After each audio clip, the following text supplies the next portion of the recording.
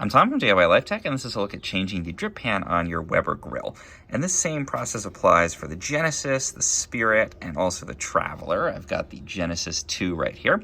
Depending on the grill, the drip pan might be in an interior enclosed area. In my case, it's just exposed out here. So the first thing we're gonna do is just slide out the metal part of this drip pan.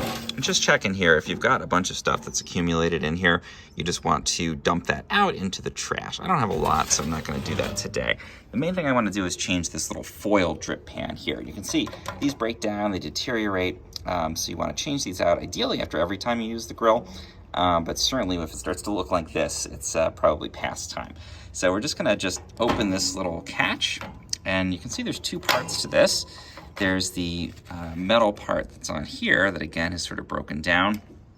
And then underneath that, we've got the grill container that's permanent and is gonna stick around with our grill. So first I'm gonna take that metal piece that you saw out.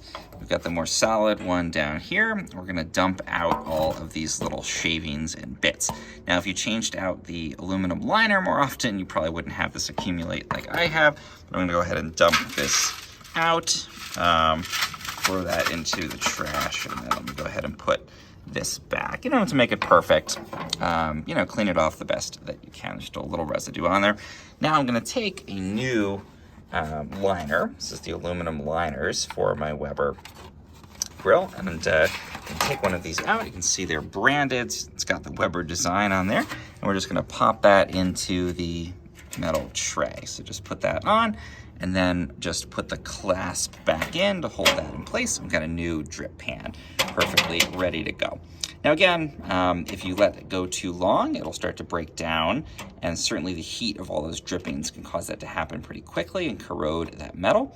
But the best thing is to replace this liner ideally after every grilling session. Certainly if you grill something like ribs that put out a lot of fat, that you get a lot of drippings, it's time to change that out. And if you do that again, you won't have everything build up like I did. So make sure to keep this clean, keeps your grill operating well, make sure that there's not a fire hazard here. And also, particularly if you have an exposed one like this, I find my dog comes up and tries to lick it after I grill, so it's a good idea to swap it out for that reason too.